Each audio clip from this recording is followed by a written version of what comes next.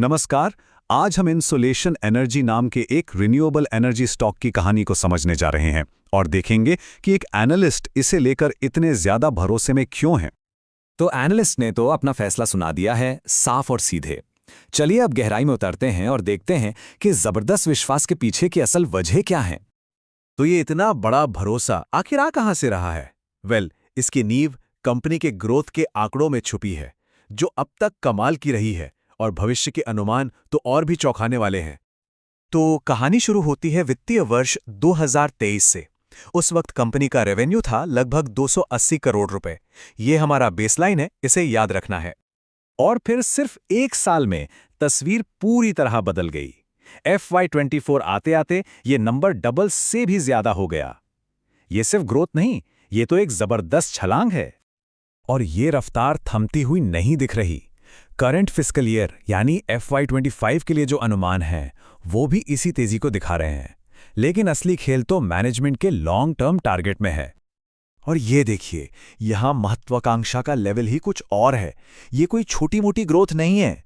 Management सीधे सीधे कुछ ही सालों में FY24 के लेवल से 10 गुना से भी ज्यादा रेवेन्यू का टारगेट लेके चल रहा है।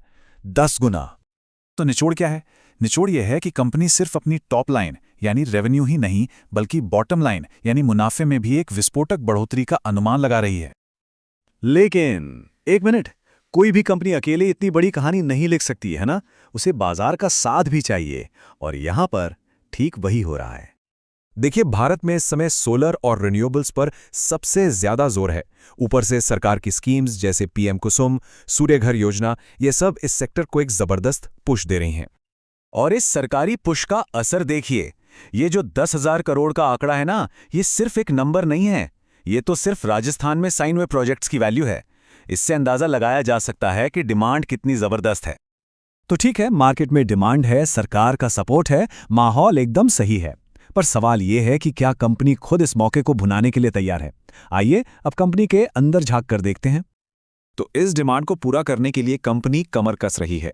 देखिए, 2023 की कैपेसिटी और 2028 का टारगेट, कितना बड़ा जंप है। कंपनी अपनी मैन्युफैक्चरिंग क्षमता को कई गुना बढ़ाने का प्लान कर रही है। और उनकी एक बहुत ही स्मार्ट स्ट्रेटेजी है, बैकवर्ड इंटीग्रेशन। अब इसका मतलब क्या है?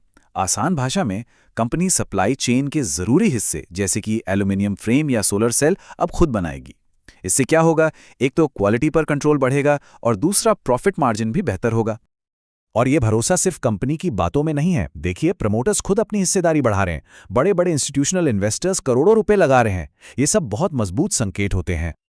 लेकिन रुके, कहानी में हमेशा दूसरा पहलू भी होता है। इतनी जबरदस्त ग्रोथ के साथ जबरदस्त रिस्क भी जुड़े होते हैं। तो एक रियलिटी चेक करना भी जरूरी है। तो वो कौन सी चीजें हैं जो इस पूरी शानदार कहानी पर पानी फेर सकती हैं? क्या है वो रोड ब्लॉक्स? तो देखिए, एनालिसिस में 4 बड़े जोखिमों की बात की गई है। पहला है एग्जीक्यूशन रिस्क, मतलब क्या कंपनी इतने बड़े बड़े प्रोजेक्ट्स टाइम पर डिलीवर कर पाएगी। दूसरा, कर्ज का बोझ, ये सारा एक्सपेंशन लोन के पैसे से हो रहा है। तीसरा, रिसीवेबल्स, यानी जो माल बेचा है उसका पैसा टाइम पर वापस आ रहा है या नहीं। और चौथा, कंपटीशन, खासकर चीन से आने वाले सस्ते इंपोर्ट्स का। तो एक तरफ है आसमान छूने का पोटेंशियल और दूसरी तरफ है ये गंभीर रिस्क। इन दोनों को तौलने के बाद एनालिस्ट वापस अपने पहले वाले नतीजे पर ही पहुंचते हैं। और यही इस पूरी एनालिसिस का सबसे अहम पॉइंट है। तर्क यह है कि मौका इतना विशाल है कि अगर कंपनी अपने गाइडेंस का मान लीजिए 70 से 80% भी हासिल कर लेती है, तो भी ये एक जबरदस्त मल्टी बैगर बन सकती है। तो रिस्क जरूर है, लेकिन रिवॉर्ड उससे कई ज्यादा बड़ा दिख रहा है। एनालिस्ट का मानना है कि लंबे समय के लिए 5 से 7 साल में 5 से 10 गुना या उससे भी ज्यादा का रिटर्न मिल सकता है। तो बात घूम फिरकर एक ही जगह आ जाती है। जबरदस्त ग्रोथ के साथ आता है जबरदस्त रिस्क। और सबसे बड़ा सवाल यही बना रहता है, क्या कंपनी ये कर पाएगी? क्या वो एग्जीक्यूट कर पाएगी?